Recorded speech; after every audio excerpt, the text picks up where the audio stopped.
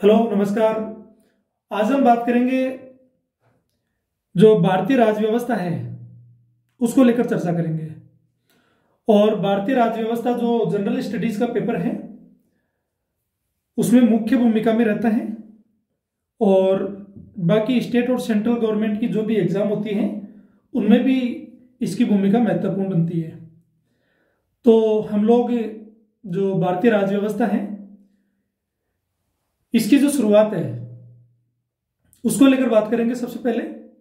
और जो भारतीय संविधान है इसका जो इंटरकनेक्शन है यहाँ से, और भारतीय संविधान बनने की जो प्रक्रिया है और उसका जो इतिहास है उसके बारे में हम लोग चर्चा करेंगे। और जो चर्चा का विषय है वो साथ में स्लाइड है उनके साथ में करते रहेंगे डिटेल के साथ में इसके क्वेश्चन भी दिए हुए हैं। पहले जो भारतीय राज्य व्यवस्था में ऐतिहासिक पृष्ठभूमि हम लोग पढ़ेंगे। और ऐतिहासिक पृष्ठभूमि पढ़ना इसलिए जरूरी है क्योंकि जब भारतीय संविधान को हम पढ़ेंगे तो उसके अंदर जो प्रावधान है, तो आपको भारतीय राज्य व्यवस्था में जब स्ट्रक्चर को आप पढ़ोगे तो आपको लगेगा कि हाँ, पिछले कुछ समय से जो घटनाएं चल रही है उनका रिलेवेंसी जो है इस भारतीय संविधान से कनेक्ट है। और यही जो कनेक्टिविटी है हमको इसमें आगे जाके कनेक्ट करना है, जिससे हमको समझ आए कि जो व्यवस्थाएं पहले चल रही थी उसी व्यवस्थाओं को मॉडर्नाइजेशन करके, रिफॉर्म्स करके, संशोधन करके, कुछ और प्रावधान तोड़ जोड़ के जैसे भी किया गया, आगे जाके इसको जैसे जैसे आवश्यकता थी उसके अकॉर्डिंग उसको डाला गया। तो हम लोग बात करेंगे सबसे पहले अपनी एकेडमी के लिए, intra IAS academy, knowledge is power. क्या सर्विस प्रोवाइड करवाती है ये? तो ये सर्विस प्रोवाइड करवाती है अभी टेस्ट सीरीज का। यदि कोई भी सेंट्रल और स्टेट गवर्नमेंट की कंपटीशन, इसके अलावा किसी यूनिवर्सिटी के अंदर अगर मान लीजिए उसको एंट्रेंस देना हो, या फिर कोई नेट एग्जाम देता हो, पीएचडी करना चाह रहा हो, रिसर्च करना चाह रहा हो, इसके अलावा अन्य एक्सेट्रा जितनी भी टाइप की जो एग्जाम है, हमने कोशिश की है कि इसमें वेरियस टाइप की जितनी भी एग्जाम है मैक्सिमम से मैक्सिमम उन सबको इसमें अवेलेबल करवाया है। तो हमारा जो फोकस रहेगा वो आपका जो पढ़ाई है, पढ़ाई के साथ में आपका जो अध्ययन होगा, अध्ययन के बाद में उसका रिवीजन होगा, रिवीजन के बाद में जब आप इसका प्रैक्टिस करोगे तो प्रैक्टिस के लिए इसकी भूमिका महत्वपूर्ण बनेगी। और यही भूमिका आपको आगे आपकी सफलता में जो मुख्य भूमिका है उसका रोल रहेगा। तो हम लोग बात करते हैं इंट्रा आईएएस एकेडमी में। तो हमारी कोशिश रहेगी कि हम लोग कम समय के अंदर जो हमारा टॉपिक है वो कवर कर लें, लेकिन साथ में मैं चाहूंगा कि आप चीजों को समझते जाएं, ध्यान से वीडियो को देखें, इधर उधर, क्योंकि पढ़ाई करते टाइम हमारा ध्यान रहता है, हम इधर उधर की बातें करने लग जाते हैं। इसके अलावा बातों के अलावा जो अन्य काम होते हैं वो भी करते रहते हैं, तो फिर हमारा जो फुल फोकस है वो बन नहीं पाता है। और फुल फोकस न बनने की वजह से बाद में जो चीजें हैं वो अधूरी रह जाती हैं और उसकी समझ जो है वो अधूरी रह जाती है, तो बाद में नुकसान करती है। इसलिए हमको रिपीटली बाद में क्या करना पड़ता है, दोबारा पढ़ना पड़ता है। तो दोबारा पढ़ने की जो नौबत है वो बार बार नहीं आए, इसलिए हमारी कोशिश रहेगी कि जैसे मैं आपको डेडिकेट के होके आपको जैसे यहाँ पर समझाऊंगा वैसे आप भी कोशिश कीजिए कि आप डेडिकेशन के साथ इसको समझें। ठीक है, दोनों की भागीदारी होनी चाहिए, मेरी भी भागीदारी और आपकी भी भागीदारी, तभी मजा आता है इसमें। ठीक है, तो हम लोग बात कर लेते हैं सबसे पहले भारतीय संविधान की पृष्ठभूमि। अब भारतीय संविधान की जो पृष्ठभूमि है इसके बारे में चर्चा करने से पहले मैं एक बार आपको इसका जो बैकग्राउंड है इसके बारे में एक थ्योरी पढ़ते हैं। और थ्योरी में बताया हुआ है कि जो ब्रिटिश काल है जिसमें उसका शासन चलता था, तो भारत को लेकर जो उसकी नीतियां थी उसके बारे में भी हम लोग बात करेंगे। लेकिन इससे पहले कुछ यूरोपीय कंपनियां जो यूरोप से भारत की तरफ आती है और अन्य देशों में भी जाती है, लेकिन हम लोग बात करेंगे भारत की। तो जब भारत में आती है तो आती है व्यापार करने के माध्यम से या उसके उद्देश्य से, लेकिन यहाँ पर आपको देखने को मिलता है कि वो यहाँ की जो व्यवस्थाएं हैं उनके साथ पूर्णतया सेटलमेंट नहीं कर पाते हैं। जो दोनों के उद्देश्य हैं यहाँ के और कंपनी के, दोनों में विभिन्नताएं पाई जाती हैं, दोनों के हितों में टकराव होता है और हितों के टकराव की वजह से कई ऐसी व्यवस्थाएं जो हैं वो जो डेवलप करना चाह रहे हैं वो यहाँ संभव नहीं हो पाती है और उनको बैक टू बैक क्या करने पड़ते हैं, प्रयास करने पड़ते हैं। और इन्हीं प्रयासों में और उनकी जो एक्टिविटीज हैं, जो कंपनी का जो शासन है उसको चलाने के लिए या व्यापार करने में जो उनकी बाधाएं आ रही है और यहाँ की जो व्यवस्थाएं हैं वो समझ में ना आने की वजह से वो यहाँ पर क्या करते हैं, कई सारी उलझनों में आ जाते हैं और इन्हीं उलझनों की वजह से और उनके आंतरिक और बाहरी जो गतिविधियां हैं, एक्टिविटीज हैं, वो बहुत सारी हो सकती है। और बहुत सारे में जैसे यहाँ का जो शासन है वो, क्योंकि मुगल काल चल रहा होता है और मुगल काल में जो यहाँ के राजा हैं उनके साथ तालमेल न बन पाना या फिर अपनी जो इच्छाएं हैं उनको पूरी करने के लिए जो उन्होंने जो कदम उठाए उन कदमों को उनके द्वारा रोक देना, तो कई इन एक्सीडेंट जो होते हैं इनकी वजह से इनको क्या होता है, व्यापारिक जो नुकसान होता है वो यहाँ देखने को मिलता है। दूसरा, इनका जो खर्चा है व्यय वो इतना ज्यादा हो जाता है कि कंपनी जो व्यापार करने के लिए आई थी वो लॉस में जाने लगती है।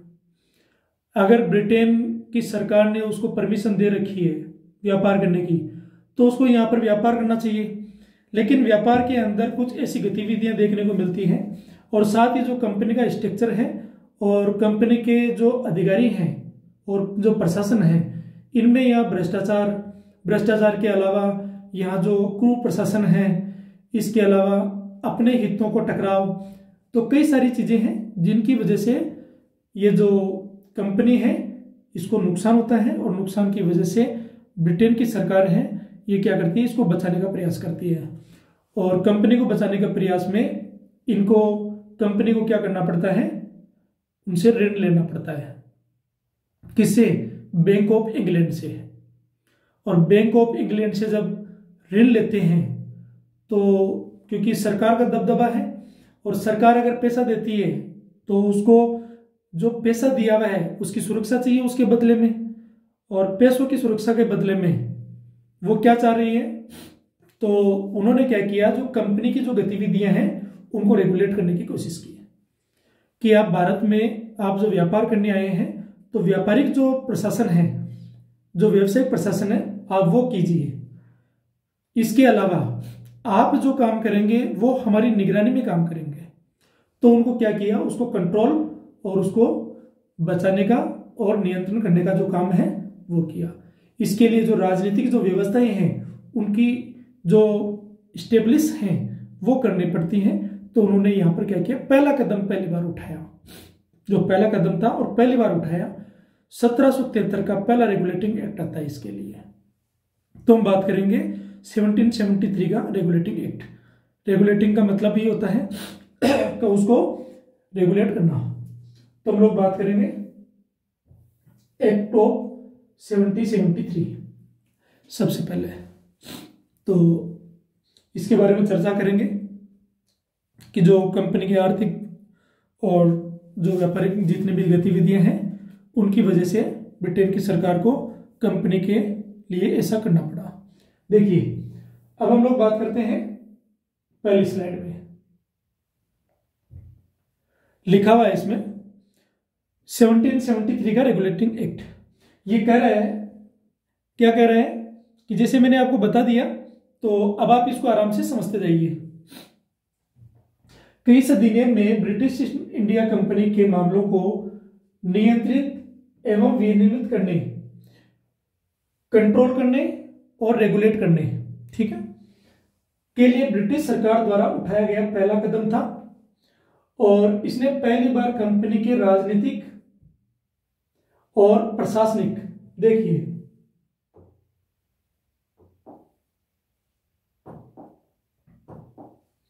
यहां दिया हुआ है, सबसे पहले आप समझिए कि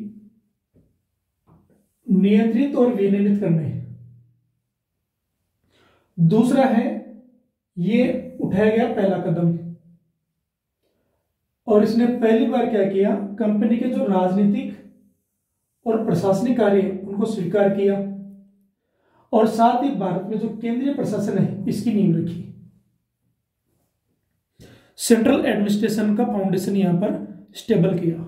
देखिए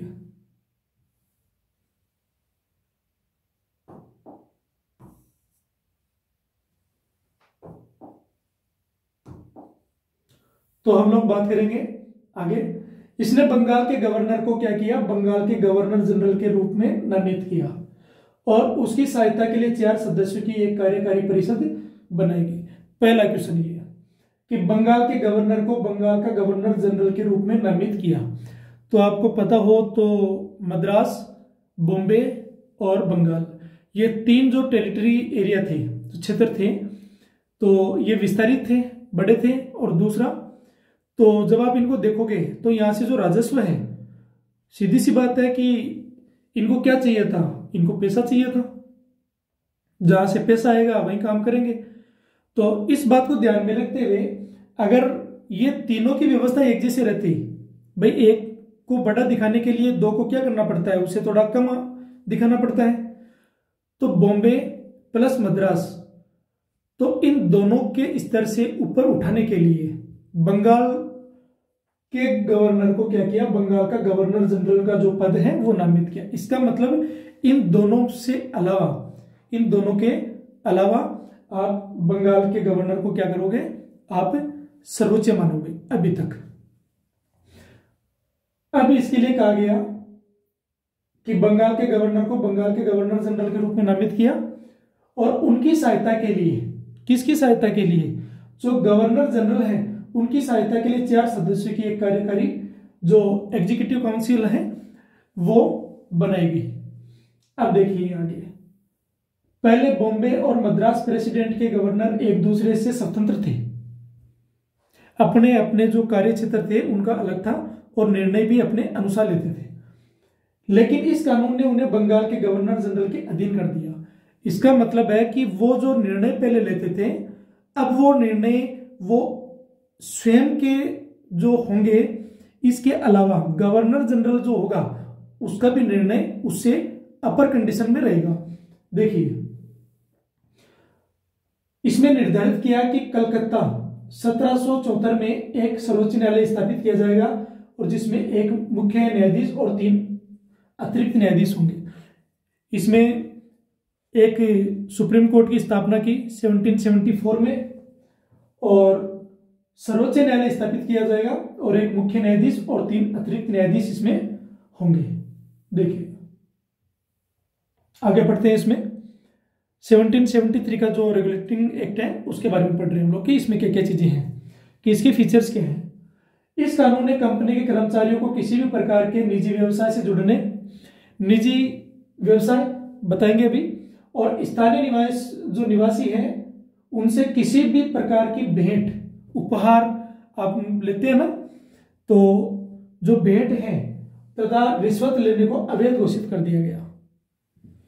मान लीजिए आप कहीं पर जाते हैं और आपको उपहार स्वरूप अगर वो कुछ दे दें, मान लीजिए कि अगर कोई आपको, आप नौकरी करते हैं किसी की, तो अगर आपको किसी के अधीन काम करें किसी व्यवस्था के, तो उस व्यवस्था के अधीन अगर आप काम करेंगे, आपको अगर कोई पैसा देगा या कुछ सामान देगा, तो वो कंपनी या फिर वो जो व्यवस्था है वो आपसे पूछेगी, वो पूछेगी कि ये जो पैसा है ये कहां से आया।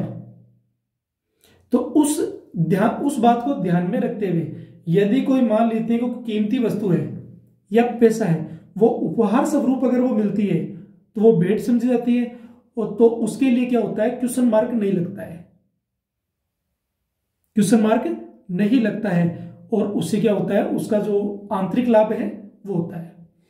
और उस वजह से ये क्या करते थे कि जो सरकार है और जो कंपनी है उसको वास्तविक जो वैल्यू है वो ना बता के वो कई ऐसे तर्क वितर्क की बात करके वो पैसा ले लेते थे।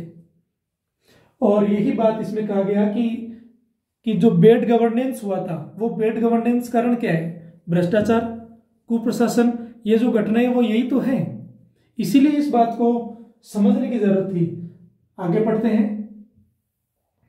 किसने कोर्ट ऑफ डायरेक्टर्स कंपनी की शासी निकाय को भारत में अपने राजस्व, नागरिक और सैन्य मामलों पर रिपोर्ट करने के लिए बाध्य करके कंपनी पर ब्रिटिश सरकार के अधिकार को सशक्त बनाया? क्या कह रही है ये बात? किसने court of directors, court of directors कौन होते हैं? कोर्ट ऑफ डायरेक्टर्स वो होते हैं जो कंपनी की स्थापना करने में जिनकी भागीदारी रहती है। वो लोग अगर यहां पर रहेंगे, देखिए क्या कह रहे हैं कि भारत में अपने राजस्व प्लस नागरिक और सैन्य मामलों पर रिपोर्ट करने के लिए बाध्य करके कंपनी पर ब्रिटिश सरकार के अधिकार को सशक्त बनाया। और फिर आगे पढ़ते हैं, इसमें प्रावधान क्या है। और 1773 के रेगुलेटिंग एक्ट के तहत कलकत्ता में जो सर्वोच्च न्यायालय की स्थापना हुई थी उसमें सर एलिजा इम्पे पहले मुख्य न्यायाधीश थे। ये क्वेश्चन पूछ सकता है यहां से कि जो 1774 के अंदर कलकत्ता में जो सुप्रीम कोर्ट की स्थापना हुई थी तो उसके जो मुख्य न्यायाधीश कौन थे? तो इनका नाम है सर एलिजा इम्पे, ये मुख्य न्यायाधीश थे। और इनके अलावा 3 अन्य न्यायाधीश भी थे। जो अन्य जज थे चेम्बर्स, लेमिस्टर और हाइड। तो यहां से भी क्वेश्चन बन सकता है। जनरली जो फैक्चुअल क्वेश्चन जहां से पूछा जाता है तो यहां से पूछ लेते हैं। यह हुआ था स्लाइड हमारा। आपको मैंने यह भी बता दिया कि ये रेगुलेटिंग एक्ट है, क्यों आया है, और इसके बारे में थोड़ी ब्रीफ जानकारी हम लोगों ने ले ली।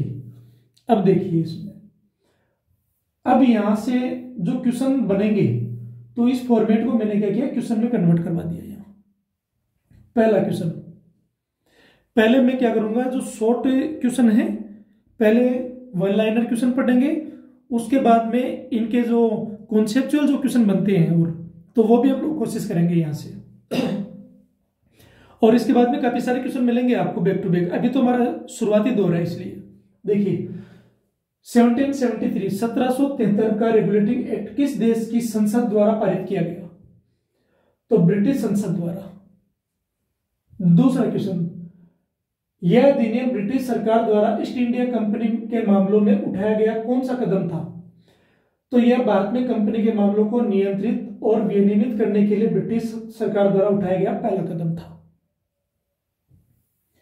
इस अधिनियम का मुख्य उद्देश्य क्या था? कंपनी के कुशासन, वित्तीय समस्या और भ्रष्टाचार को संबोधित करना और भारत में कंपनी के प्रबंधन में सुधार करना। बात वही है जो मैंने बताई थी आपको।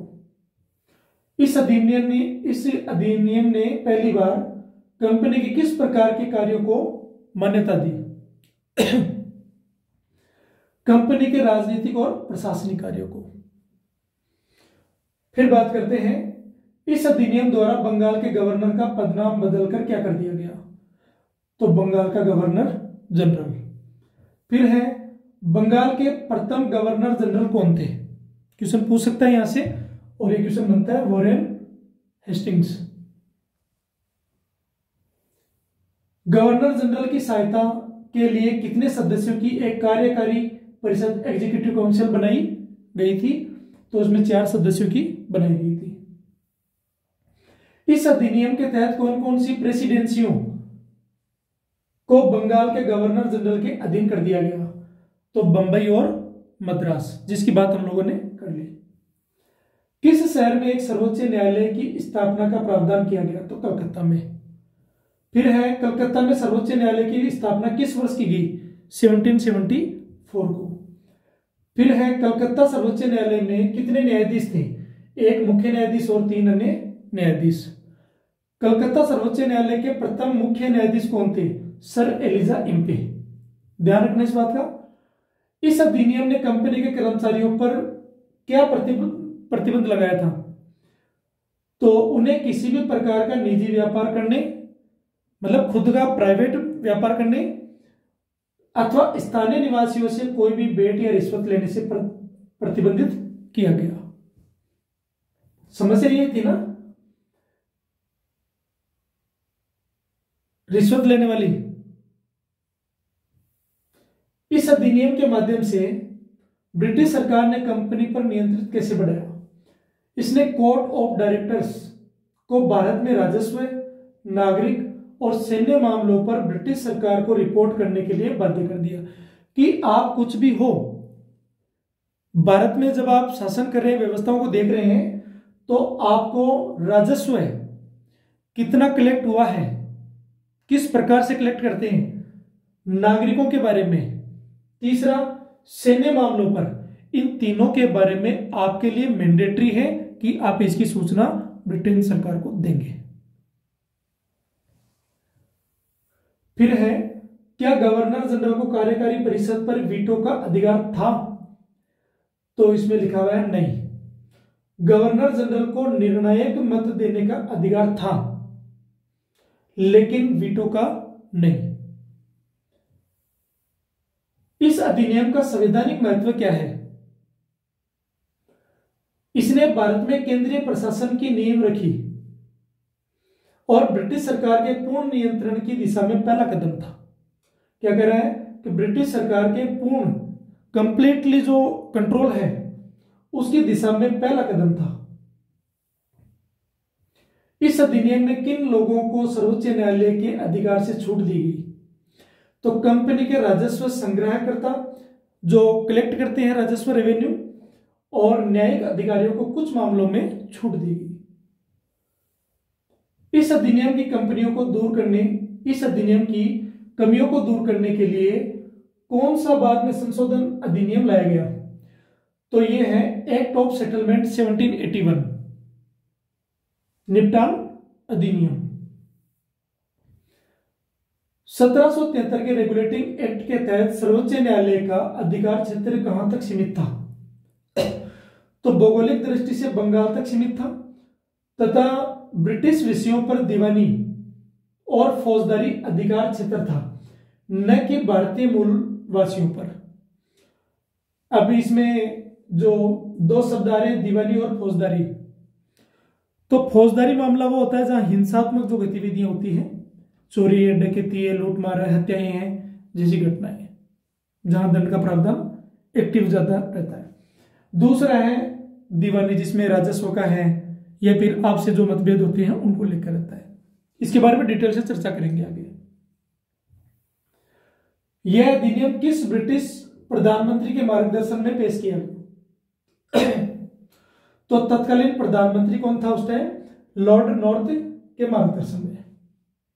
यहां से तो ये 20 क्वेश्चन जो थे, पहले मैंने क्या किया, वो स्लाइड आपको बताई फॉर्मेट, उसके बाद में मैंने क्या किया आपके लिए 20 क्वेश्चन, हर एक ऐसे टॉपिक, छोटे टॉपिकों से लेकर बड़े टॉपिकों के लिए मिनिमम 20 क्वेश्चन तो आपको मिलेंगे।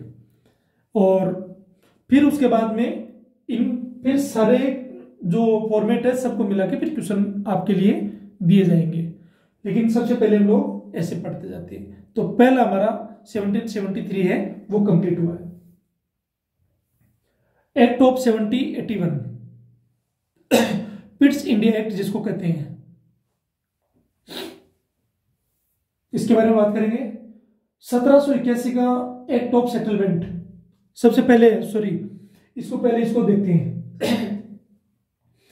1781 का एक्ट ऑफ सेटलमेंट, 1781 का एक्ट ऑफ सेटलमेंट जो है, जिसे संशोधन अधिनियम 1781 कहा गया, यह घोषणात्मक अधिनियम 1781 कहा गया। अब ये पूछ सकता है कि घोषणात्मक अधिनियम 1781 के बारे में आप बताइए, तो ध्यान रखिए इस बात का। ब्रिटिश संसद द्वारा 5 जुलाई 1781 को पारित किया गया था। इसका मुख्य उद्देश्य 1773 के रेगुलेटिंग एक्ट की कमियों और जो अस्पष्टताएं थी उनको दूर करना था, विशेष रूप से सुप्रीम कोर्ट और गवर्नर जनरल इन काउंसिल के बीच के जो क्षेत्राधिकार जो थे, विवाद थे, उनको सुलझाना था। इस अधिनियम के प्रमुख प्रावधान क्या है, तो वो इस प्रकार है, देखते हैं। सर्वोच्च न्यायालय जो है उसका सीमित क्षेत्राधिकार, सर्वोच्च न्यायालय का सीमित क्षेत्राधिकार। अधिनियम ने सर्वोच्च न्यायालय जो कलकत्ता में स्थापित है उसके क्षेत्राधिकार को सीमित कर दिया। इसका भौगोलिक क्षेत्राधिकार केवल कलकत्ता तक ही रहेगा। समझ रहे हैं? कंपनी के अधिकारियों को छूट, दूसरा पॉइंट क्या है, कंपनी के अधिकारियों को छूट। तो गवर्नर जनरल परिषद के सदस्यों और कंपनी के कर्मचारियों को उनके आधिकारिक कर्तव्यों के निर्वहन के दौरान किए गए कार्यों के लिए सर्वोच्च न्यायालय के क्षेत्राधिकार से छूट दी गई है। राजस्व मामलों में छूट, राजस्व जो संग्रह करता थे, जो रेवेन्यू कलेक्ट करते थे, उनकी बात है। और कंपनी अदालतों के जो न्यायिक अधिकारी थे उनकी सर्वोच्च न्यायालय के अधिकार क्षेत्र से क्या कर दिया, उनको बाहर कर दिया। फिर बात करते हैं अपीलीय क्षेत्राधिकार का पुनर्गठन। यह प्रावधान किया गया कि प्रांतीय अदालतों के दीवानी मामलों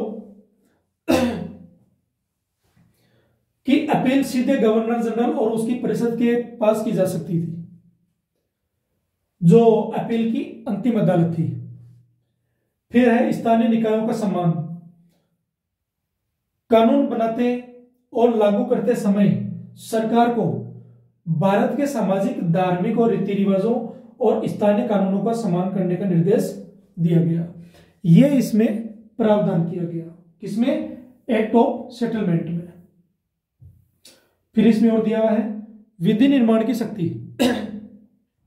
गवर्नर जनरल इन काउंसिल को बंगाल, बिहार और उड़ीसा, बंगाल, बिहार और उड़ीसा प्रांतों के लिए भी कानून रेगुलेशन बनाने का जो अधिकार वो दिया गया। इस प्रकार इस अधिनियम ने कार्यपालिका, गवर्नर जनरल और परिषद को न्यायिक नियंत्रण से मुक्त करके उसे अधिक निरंकुश बना दिया, जबकि सर्वोच्च न्यायालय के अस्तित्व को बनाए रखते हुए उसके अधिकार क्षेत्र को क्या कर दिया, सीमित कर दिया। अब इसके पढ़ लेते हैं हम लोग क्वेश्चन। जो फॉर्मेट जो मैंने पहले बताया था वही फॉर्मेट अब है। 1781 के एक्ट ऑफ सेटलमेंट को किस अन्य नाम से जाना जाता है? तो इसे अधिनियम संशोधन अधिनियम 1781, अमेंडिंग एक्ट ऑफ 1781 या घोषणात्मक अधिनियम के नाम से भी जाना जाता है। दूसरा क्वेश्चन, किस उद्देश्य से पारित किया गया था यह? तो 1773 के रेगुलेटिंग एक्ट की खामियों और सर्वोच्च न्यायालय तथा गवर्नर जनरल की जो परिषद है उसके बीच चल रहे विवादों को दूर करने के लिए यह लाया गया था। इस अधिनियम ने गवर्नर जनरल और उसकी परिषद को किसके अधिकार क्षेत्र से मुक्त कर दिया? तो आधिकारिक कार्यों के लिए सर्वोच्च न्यायालय के अधिकार क्षेत्र से छूट दे दी।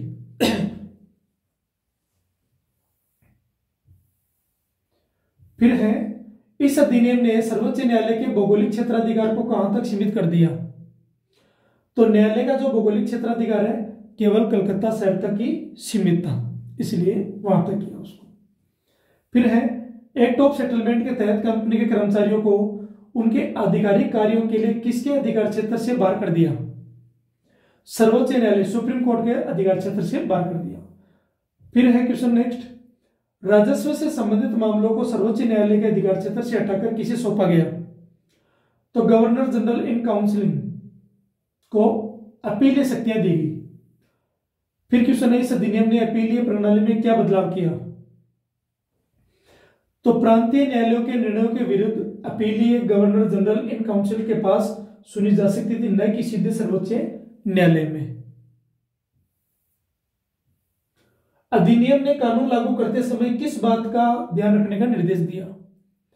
तो भारतीयों के सामाजिक, धार्मिक और रीति रिवाजों का सम्मान करने का निर्देश दिया गया। कलकत्ता के निवासियों के मामलों का निपटारा किस कानून के आधार पर करने का प्रावधान किया गया? तो हिंदुओं के मामलों में हिंदू कानून और मुसलमानों के मामलों में मुस्लिम कानून अनुसार मुकदमा चलाने का प्रावधान किया। इस अधिनियम का मुख्य लक्षण जो मुख्य लक्ष्य है न्यायपालिका और सरकार के बीच क्या स्थापित करना था, शक्तियों का स्पष्ट विभाजन और उनके बीच टकराव को कम करना था। इस अधिनियम के माध्यम से ब्रिटिश संसद ने किस क्षेत्र के प्रशासन में खामियों को दूर करने का प्रयास किया, बंगाल, बिहार और उड़ीसा को। फिर है कि इस अधिनियम ने प्रांतीय परिषदों को क्या अधिकार दिया, तो प्रांतीय परिषदों को और न्यायालयों के लिए नियम और विनियम बनाने का अधिकार दिया। फिर है 1773 के किस प्रमुख मामले ने इस अधिनियम को लाने की तात्कालिक आवश्यकता पैदा की, पटना मामला और काशीजुरा मामला। क्या सर्वोच्च न्यायालय को राजस्व संग्रहण करने से संबंधित मामलों की सुनवाई करने का अधिकार था? नहीं। राजस्व मामलों पर सर्वोच्च न्यायालय का अधिकार क्षेत्र से समाप्त कर दिया गया। इस अधिनियम ने गवर्नर जनरल की परिषद को और अधिक सशक्त बनाया या कमजोर? इसे अधिक सशक्त बनाया, क्योंकि सर्वोच्च न्यायालय उनके आधिकारिक कार्यों में हस्तक्षेप नहीं कर सकता था। इस एक्ट के परिणाम स्वरूप भारत में किस प्रकार की न्यायिक प्रणाली की नींव रखी गई, तो एक दोहरी न्यायिक प्रणाली की नींव रखी, जिसमें दीवानी और राजस्व मामले को अलग किया गया। एक्ट ऑफ सेटलमेंट किस समिति की रिपोर्ट के आधार पर पारित किया गया, टोचेट समिति। ध्यान रखना इसका। क्या यह अधिनियम ब्रिटिश ईस्ट इंडिया कंपनी द्वारा भारत में बनाए गए कानूनों पर ब्रिटिश संसद की सर्वोच्चता स्थापित करता है या करता था? हाँ, यह ब्रिटिश संसद द्वारा कंपनी के मामलों में हस्तक्षेप का एक और उदाहरण था। इस अधिनियम के बाद सर्वोच्च न्यायालय की भूमिका मुख्य रूप से क्या रह गई, कलकत्ता शहर के भीतर न्यायिक प्रशासन तक सीमित हो गई और अपीलीय अधिकार क्षेत्र छीन लिए। 1781 के एक्ट ऑफ सेटलमेंट के बाद कौन सा अगला महत्वपूर्ण अधिनियम पारित किया गया, तो पिट्स इंडिया एक्ट 1784। तो हम लोगों ने 2 एक्ट पढ़े और 2 एक्ट के बाद में इनके 2020 क्वेश्चन भी हम लोगों ने देख लिया। एक सेकंड।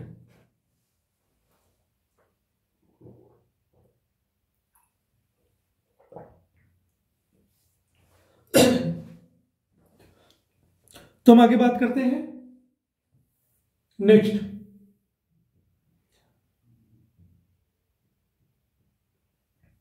एक्ट ऑफ 1784, 1784 का पिट्स इंडिया एक्ट, हम इसकी बात करेंगे।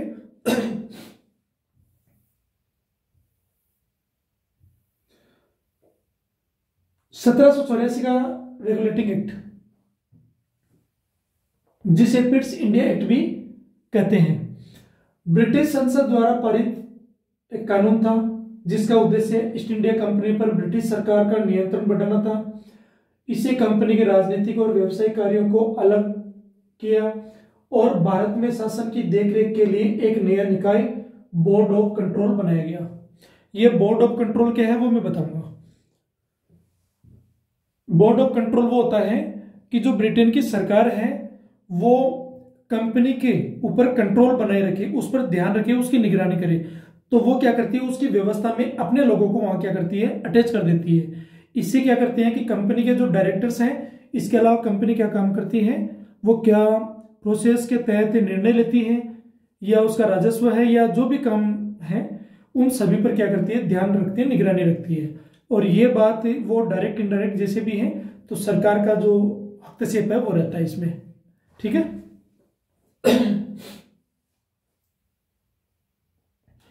तो ब्रिटिश संसद द्वारा पारित एक कानून था और ब्रिटेन सरकार पर नियंत्रण बढ़ाना था, कंपनी पर ब्रिटिश सरकार का नियंत्रण बढ़ाना था।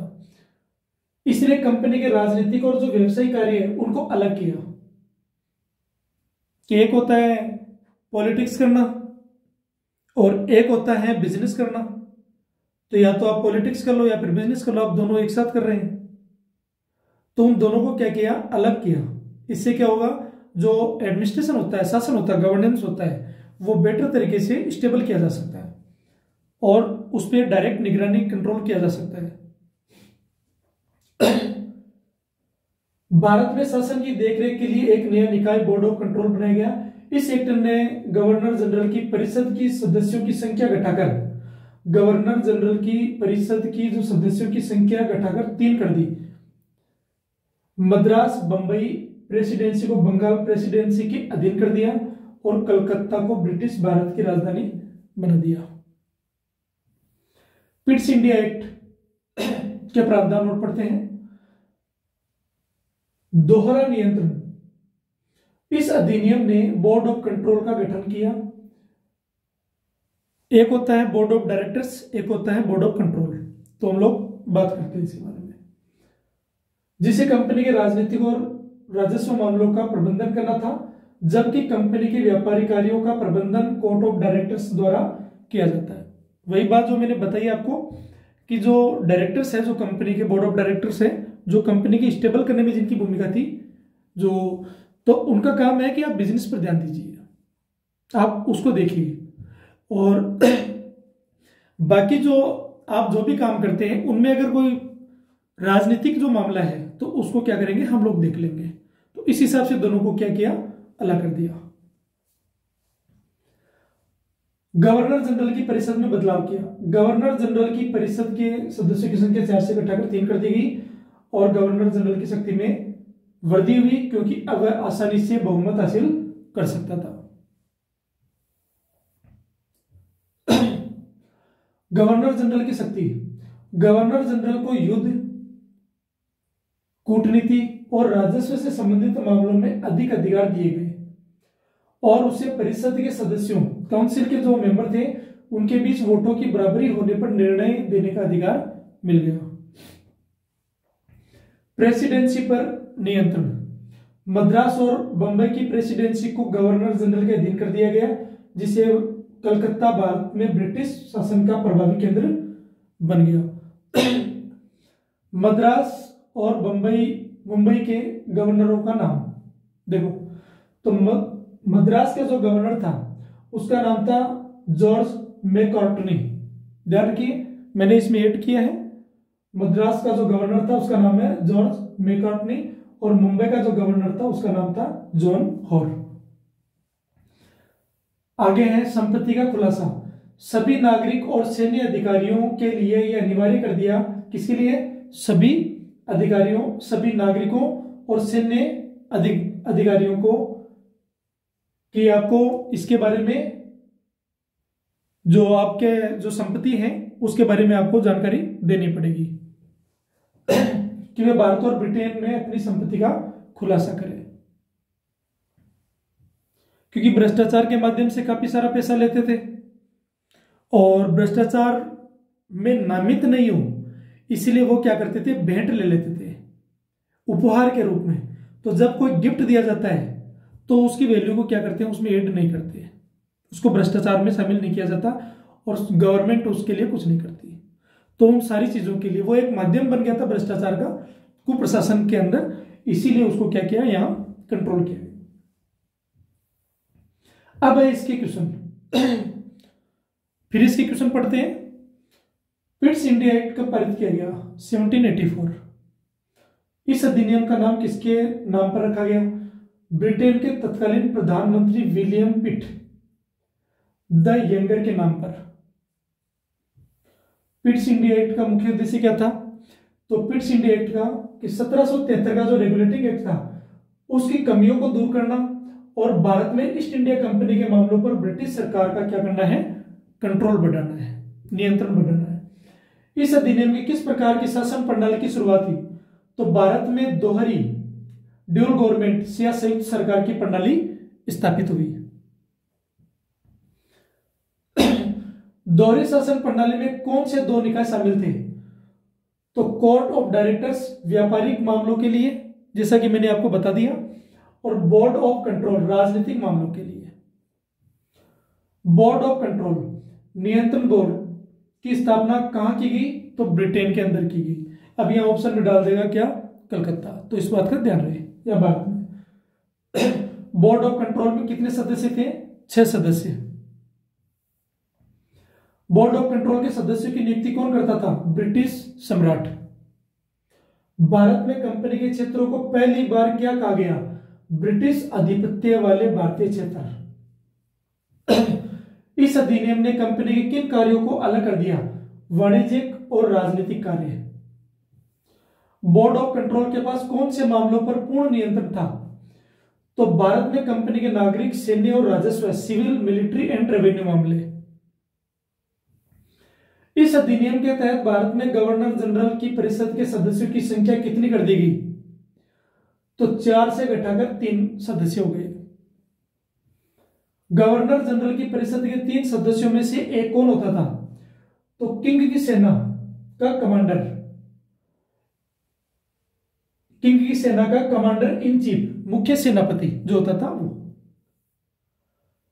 किस प्रेसिडेंसी को बंगाल के गवर्नर जनरल के अधीनस्थ कर दिया गया? तो बॉम्बे और मद्रास। गवर्नर जनरल को निर्णायक मत का अधिकार मिला पिट्स इंडिया एक्ट 1784 के तहत, हालांकि इसे 1886 के संशोधन अधिनियम द्वारा अधिक स्पष्ट कर दिया गया। इस अधिनियम ने भ्रष्टाचार पर अंकुश लगाने के लिए क्या प्रावधान किया? तो कंपनी के अधिकारियों को अपनी संपत्ति का पूरा ब्यौरा देने का आदेश दिया गया और भ्रष्ट अधिकारियों के लिए कड़ी सजा का प्रावधान किया। इस अधिनियम के कारण किसकी सर्वोच्च स्थापित की गई? तो ब्रिटिश सरकार की सर्वोच्चता स्थापित हुई, क्योंकि कंपनी के मामलों पर उसका पूर्ण कंट्रोल हो गया। यह अधिनियम किस सिद्धांत पर आधारित था? तो ब्रिटिश सरकार द्वारा कंपनी के प्रशासन पर संसदीय नियंत्रण स्थापित करने के लिए सिद्धांत पर। 1784 के अधिनियम के बाद भी कौन सी प्रणाली 1858 तक जारी रही? ड्यूल गवर्नमेंट या दोहरी शासन प्रणाली। यह अधिनियम कंपनी के वाणिज्यिक एकाधिकार को समाप्त करने में सफल रहा नहीं। कंपनी का वाणिज्यिक एकाधिकार बाद के चार्टर अधिनियमों जैसे 1813, 1813 और 1833 द्वारा समाप्त कर दिया गया। तो इस हिसाब से आपके 60 तो क्वेश्चन हो गए और 3 हमारे एक्ट हो चुके हैं। यह है एक्ट ऑफ 1793। हम लोग इसकी बात कर लेते हैं। इसमें थोड़ा वीडियो बड़ा बन जाएगा क्योंकि हम लोग क्वेश्चन की भी चर्चा कर रहे हैं साथ में, या फिर मुझे ऐसा करना पड़ेगा कि मैं 1, 2 या 3 क्लासों में इसको डिवाइडेड कर दूंगा। देखते हैं देखिए। Act of 1793 1793। देखिए चार्टर एक्ट 1793। इस अधिनियम ने भारत में कंपनी के व्यापार एकाधिकार को अगले 20 वर्षों के लिए क्या कर दिया? बढ़ा दिया। इसने यह प्रावधान किया कि बोर्ड ऑफ कंट्रोल के सदस्यों का वेतन अब ब्रिटिश संसद के बजाय भारतीय राजस्व से दिया जाएगा। देख लीजिए बात। अब पैसा कहां से जाने लग गया? अब पैसा जाएगा भारत के जो द्वारा भारत से जो राजस्व कलेक्ट किया जाता है वहां से इनके लिए उनके वेतन के रूप में पैसा जाएगा।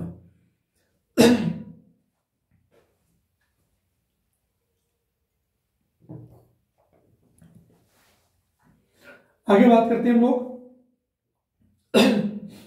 ये छोटा ही है वैसे, जो इंपॉर्टेंट था मैंने वही दिया है और अब इसके क्वेश्चन दे दिए मैंने। तो क्वेश्चन 20 आ गए। तो 20 क्वेश्चन के माध्यम से क्या होगा कि आपके जो अंदर अगर कुछ डिटेल रह भी गई तो इसमें शामिल हो जाएगी। 1793 का चार्टर अधिनियम किस उद्देश्य से पारित किया गया? ईस्ट इंडिया कंपनी के चार्टर को नवीनीकृत करने और भारत में ब्रिटिश क्षेत्रों के प्रशासन को विनियमित करने के उद्देश्य से। इस अधिनियम द्वारा ईस्ट इंडिया कंपनी के व्यापारिक एकाधिकार, ट्रेड मोनोपोली को कितने वर्षों के लिए किया गया? 20 वर्षों के लिए बढ़ा दिया। इस अधिनियम ने कंपनी के राजनीतिक कार्यों के बारे में क्या मुख्य बात स्पष्ट की? तो इसने स्थापित किया कि कंपनी द्वारा संप्रभुता, सोवरेनिटी का अधिग्रहण ब्रिटिश क्राउन की ओर से किया गया था, न कि कंपनी के अपने अधिकार में। किस महत्वपूर्ण प्रावधान के तहत बोर्ड ऑफ कंट्रोल के सदस्यों और कर्मचारियों का वेतन भारतीय राजस्व से दिए जाने की व्यवस्था की गई? यह प्रावधान 1793 के अधिनियम में किया गया था, जो 1919 तक जारी रहेगा। इस अधिनियम ने गवर्नर जनरल की शक्तियों को कैसे प्रभावित किया? इसने गवर्नर जनरल को बंबई और मद्रास के गवर्नरों पर अधिक अधिकार और व्यापक शक्तियां क्या की? प्रदान की। क्या कंपनी को ब्रिटिश सरकार को वार्षिक भुगतान करने के लिए बाध्य किया गया? हाँ, कंपनी को आवश्यक मतलब कंपनी के जो आवश्यक खर्चे हैं उनकी बात है। खर्चों के बाद भारतीय राजस्व से जो ब्रिटिश सरकार को सालाना 5 लाख पाउंड का भुगतान करना अनिवार्य था। यह मैंडेटरी था, कंपल्सरी था कि आपके जो खर्चे हो रहे हैं उनके अलावा। इस अधिनियम के तहत कंपनी के वरिष्ठ अधिकारियों, सीनियर ऑफिसर्स के लिए भारत छोड़ने के संबंध में क्या नियम बनाया गया था? उन्हें बिना अनुमति के भारत छोड़ने पर रोक लगा दी। मतलब अगर कोई सीनियरिटी पेंशन के टाइम आ गया तो वो क्या करता है कि खूब सारा भ्रष्टाचार करके पैसा इकट्ठा कर लेता है और गुपचुप करके यहां से रिटायरमेंट लेकर निकल जाता है। तो इन चीजों पर क्या किया उन्होंने? पाबंदी लगाई, ताकि भ्रष्टाचार करके जो पैसा यहां से कलेक्ट किया है उसकी जानकारी सरकार को रही। उन्हें बिना अनुमति के बाहर छोड़ने पर रोक लगा दी। यदि वे ऐसा करते हैं तो उनका इस्तीफा माना जाएगा। 1793 के अधिनियम ने न्यायपालिका के क्षेत्र में क्या महत्वपूर्ण बदलाव किया? इसने राजस्व प्रशासन को, रेवेन्यू एडमिनिस्ट्रेशन को न्यायिक कार्यों से अलग कर दिया, जिससे माल अदालतें, रेवेन्यू कोर्ट समाप्त हो गई। इस अधिनियम के तहत किस प्रकार के व्यापार के लिए लाइसेंस दिए जाने की व्यवस्था की गई, जिसने बाद में अफीम व्यापार का मार्ग प्रशस्त किया? व्यक्तियों और कंपनी के कर्मचारियों को भारत में व्यापार करने के लिए लाइसेंस, जिसे विशेषाधिकार या देश व्यापार कहा जाता था, दिए गए। इस कंपनी के समय भारत का गवर्नर जनरल कौन था? Sir John Shore.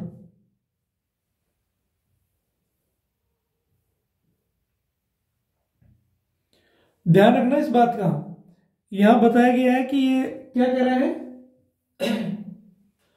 भारत का गवर्नर जनरल, वो बंगाल का गवर्नर जनरल है, लॉर्ड वॉरेन हेस्टिंग्स। ध्यान रखना इस बात का। और ये इस अधिनियम के समय भारत का गवर्नर जनरल कौन था? Sir John Shore. क्या इस अधिनियम ने भारत में ब्रिटिश प्रशासन का केंद्रीकरण किया? हाँ, इसने गवर्नर जनरल की शक्ति को बढ़ाकर केंद्रीकृत मतलब सेंट्रलाइजेशन किया, इसका निर्णय लेने की प्रक्रिया को मजबूत किया। इस अधिनियम ने कंपनी के लाभांश, डिविडेंड्स की दर को कितना बढ़ाने की अनुमति दी? 10% तक। इस अधिनियम के द्वारा बनाए गए कानूनों को क्या नाम दिया गया? तो इनको कहा गया, इस अधिनियम के तहत बनाए गए कानूनों को विनियम रेगुलेशंस कहा जाता है। क्या इस अधिनियम में भारतीयों की शिक्षा या सामाजिक सुधारों के लिए कोई प्रावधान था? नहीं, अधिनियम में शिक्षा, सामाजिक सुधार या कल्याण के लिए कोई नीति पेश नहीं की। इस अधिनियम के परिणाम स्वरूप किस न्यायिक संहिता को कानूनी रूप दिया गया? तो कॉर्नवालिस कोड को, जिसने प्रशासनिक और न्यायिक प्रक्रियाओं की क्या की? फाउंडेशन रखी, नींव रखी। क्या यह अधिनियम द्वैध शासन, ड्यूअल सिस्टम ऑफ गवर्नमेंट को समाप्त करने वाला पहला कदम था? नहीं, इसने कंपनी के प्रशासनिक नियंत्रण और ब्रिटिश क्राउन की देखरेख वाली दोहरी प्रशासन प्रणाली को जारी रखा। इस अधिनियम के माध्यम से ब्रिटिश क्राउन का भारत पर नियंत्रण किस हद तक बढ़ा?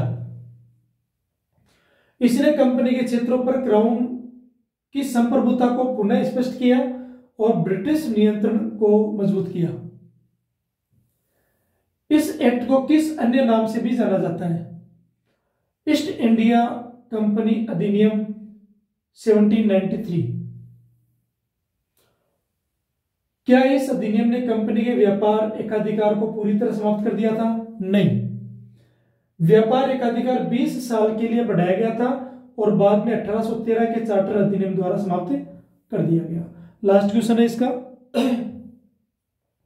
इस अधिनियम का सबसे महत्वपूर्ण दीर्घकालीन प्रभाव क्या था?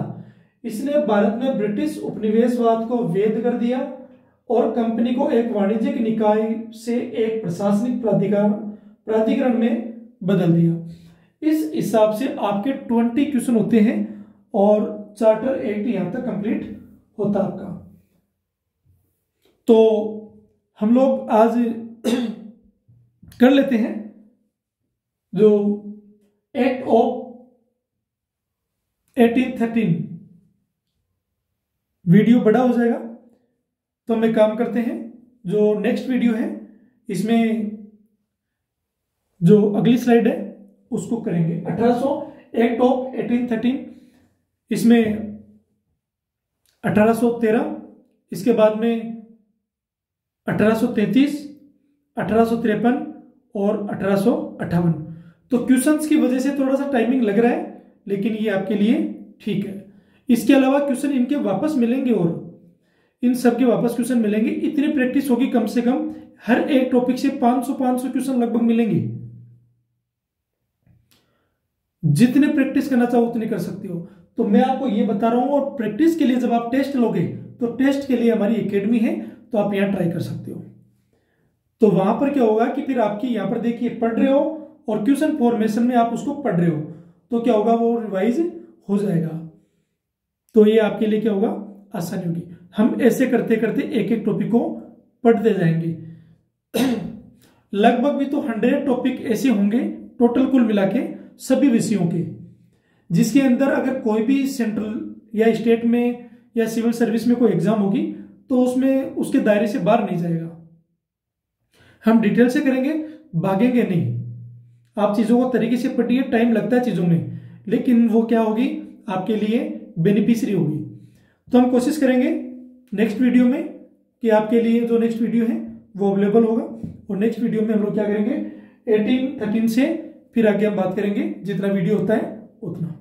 ठीक है, थैंक यू।